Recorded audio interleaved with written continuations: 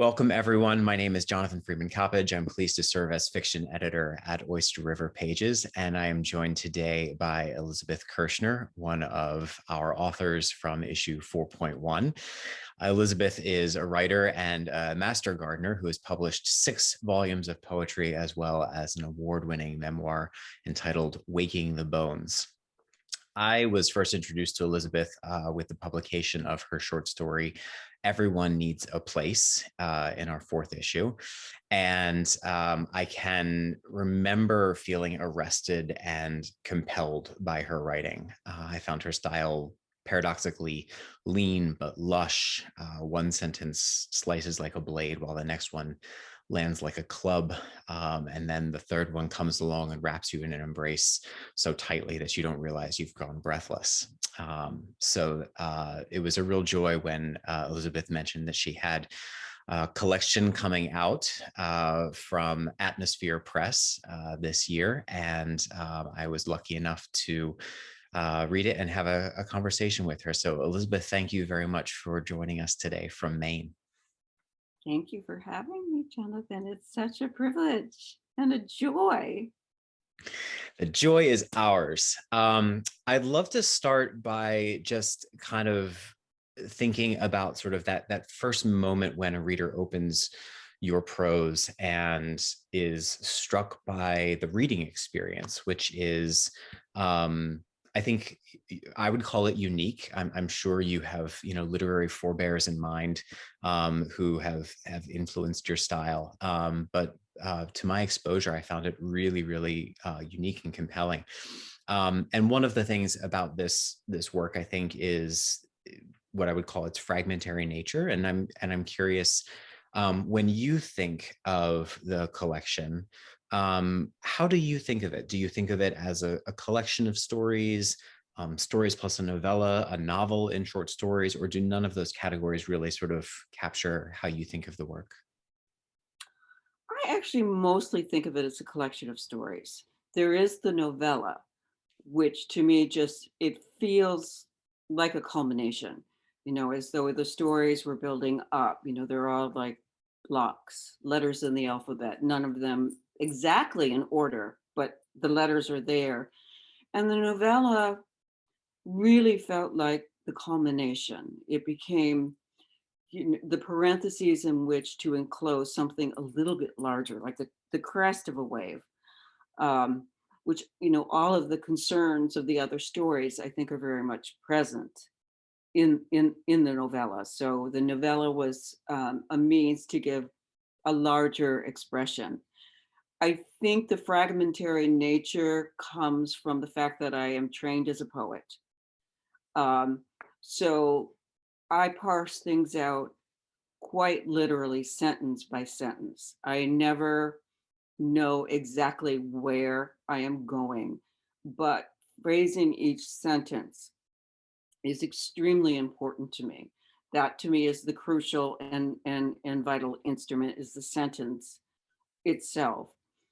Um, and my sentences, they generally aren't that long, but they are built as very concrete units, that I hope are sensory units that will provide the reader, with something to stand on. So you're So thinking go ahead. you're thinking about sentences not just in sort of individual construction, but also in sort of cumulative effect, how they're building on one another and playing with one another. Yes, yes, and it's in my intimate involvement with the sentence that the narrative begins to evolve. Mhm. So that narrative is one of the things that, even though the collection is comprised of different short stories, and we get enough hints that, the narrator is not the same throughout, the characters are not the same throughout, although there are some what feel like reappearances, perhaps. There is, I would say, a voice, a consistent voice that makes the stories feel that they are very much cut from the same cloth, in a way that's different from other story collections you might read, where there's a lot of variation in either point of view or in the voice of the narrator, or other, other literary elements that create different stories. And I'm just wondering, how do you think of the speakers of this collection? Is it a group of people? Are they connected in some way, or do you see the voices of the collection as individuals who don't necessarily intersect in the world? I actually see them as of a piece. They are disparate voices, but there is a consistency, I think. Um, Voice is something, of course, that very much comes from my training as a poet. It's one of the reasons why I moved out east, or the one of the primary reasons, or the primary reason I moved out east, was to go to the University of New Hampshire for graduate school, where I studied under Charles Simic. And he was a wonderful, very important mentoring force in in my life. And working with Charlie, who is so distinctive, brilliant, um, I really did become very concerned with voice, and voice as our fingerprint, as the one that is our signature. Um, and so I do think the voice is fairly consistent. The characters are, in some ways, variations on a theme. But I do see a consistency across the board. Some of these stories are very, very old. That was one of your questions. I began Some of these stories actually originate from when I was in my 20s, which is well over 40 years ago.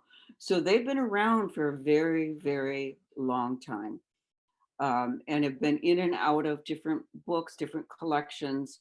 There are sentences um, that I have taken out of some of my poetry collections to, refurbish, reuse, to support this particular collection.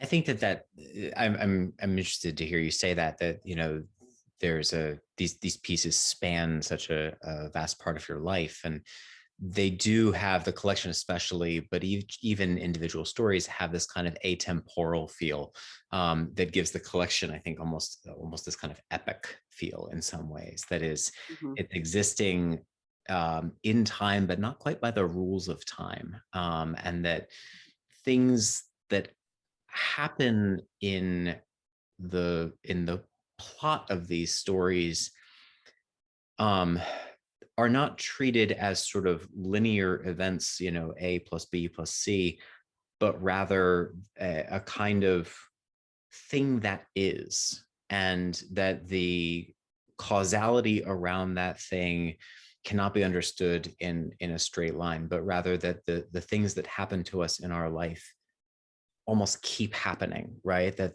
the things that happen to us in our 20s live with us in our 30s, 40s, and beyond, as if they had just happened to us in some ways, right? And that's one of the things that I loved most about the collection, was just the way that we tend to think of our past wounds as these things that once upon a time happened to someone, when in fact very often we kind of carry them with us as contemporary events, and we relive the trauma, sometimes through a trigger and sometimes just through our own perseveration.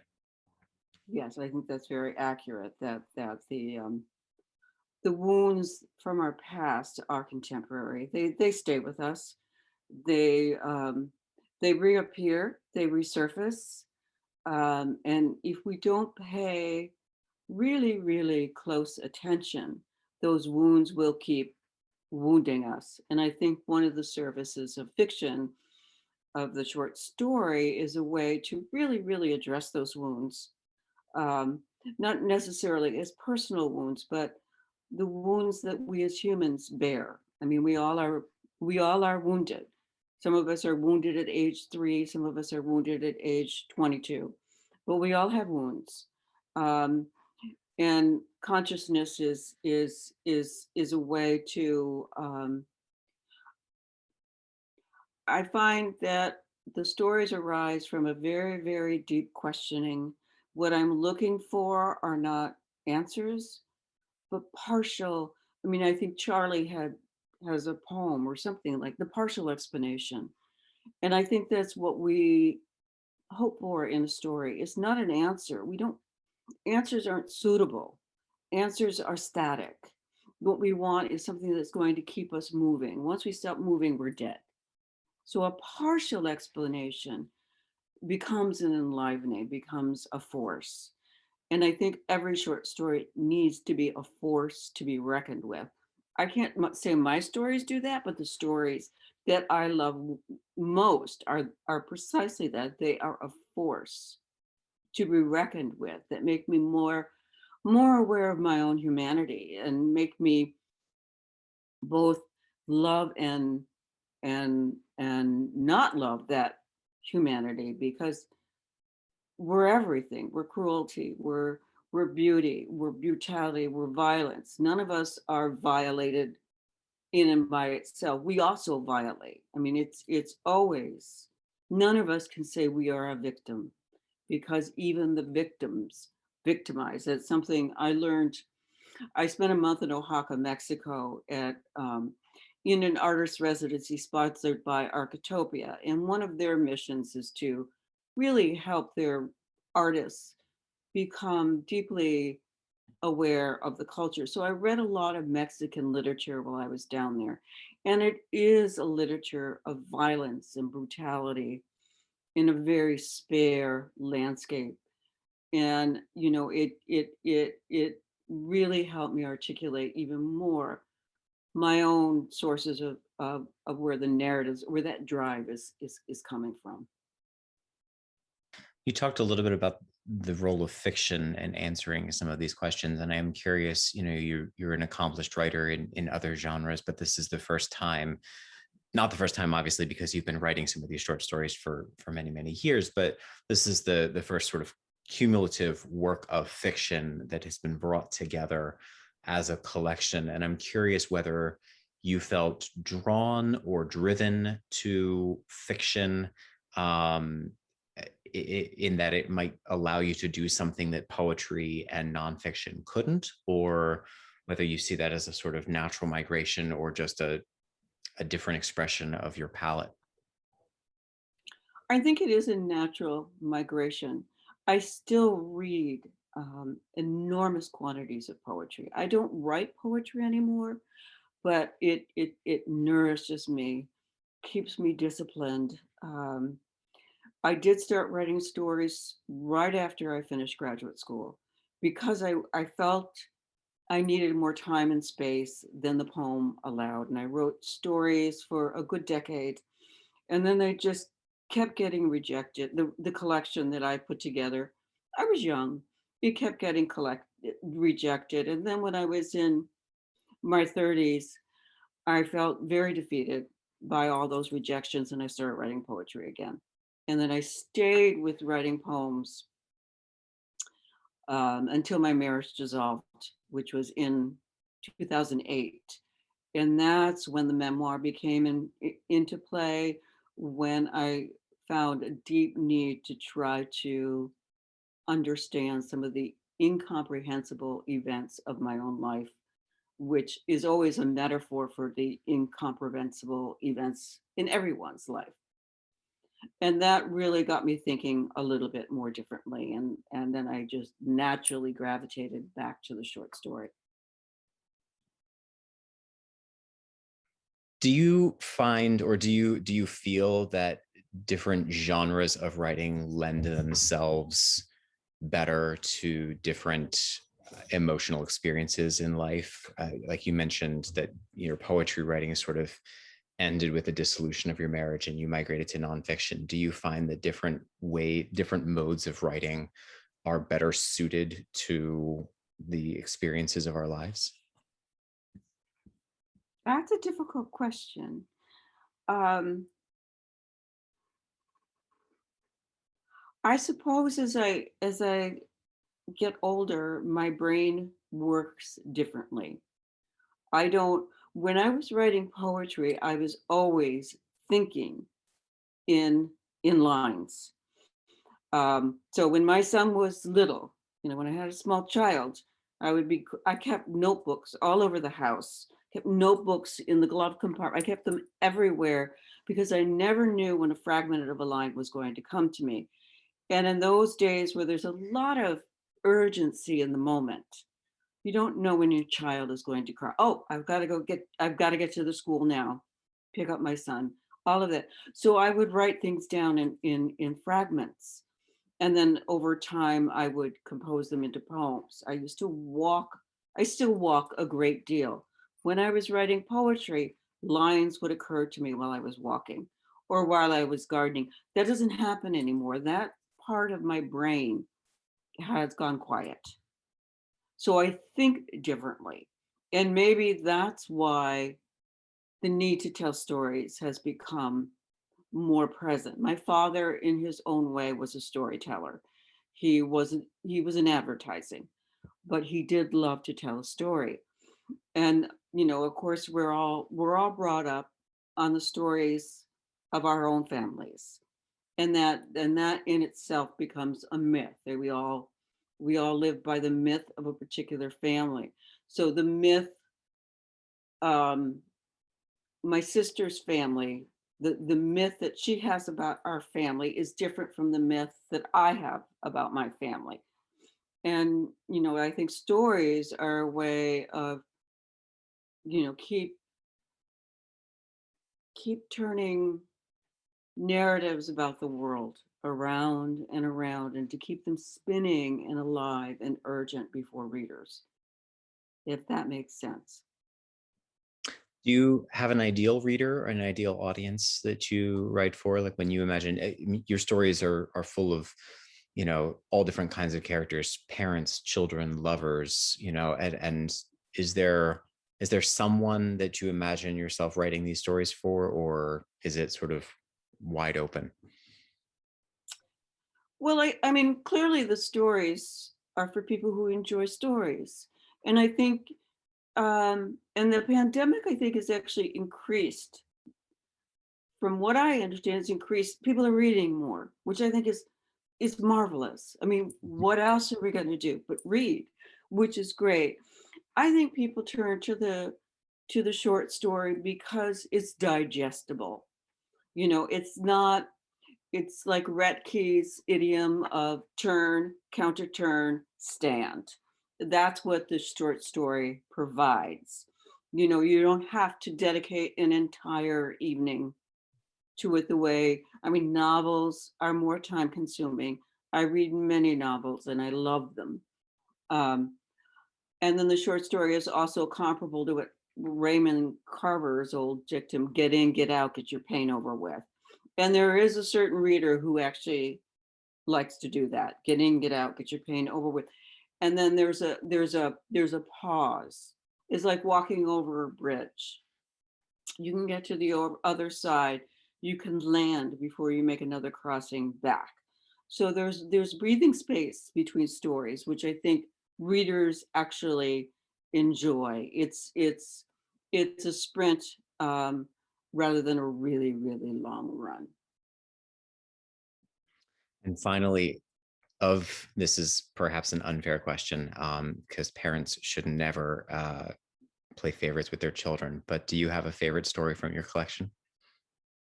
I actually don't. I actually don't. A good, a I good What I clever parent. have are, I mean, when I think of the novella and I think of characters like Pitt and Dirtbag, it's the character, I mean, like the story that I just read a little excerpt from. It's characters like Jack that I feel, and there was a real Jack. I mean, it's the characters um that I feel close to. So, a Pitt, and I mean, I love a child like Pitt. I love a character like Dirtbag. I like characters.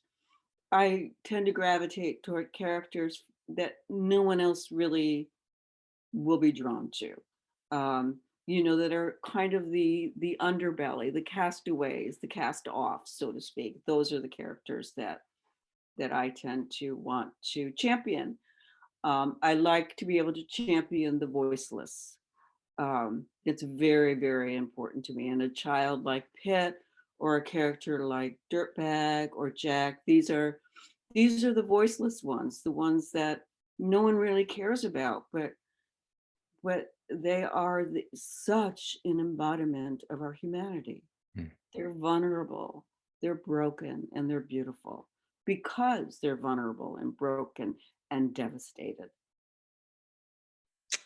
That's a beautiful place to leave it. And I will encourage everybody to go read Elizabeth's story, Everyone Needs a Place, in ORP issue 4.1, and to pre-order her collection coming in June 2021 from Atmosphere Press called Because the Sky is a Thousand Soft Hurts. You can get it wherever books are sold.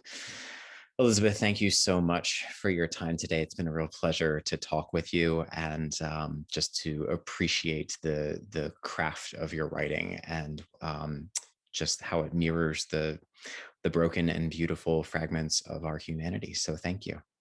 Oh, thank you, Jonathan. It's been really wonderful to meet you. Likewise, likewise. Take care. Take care.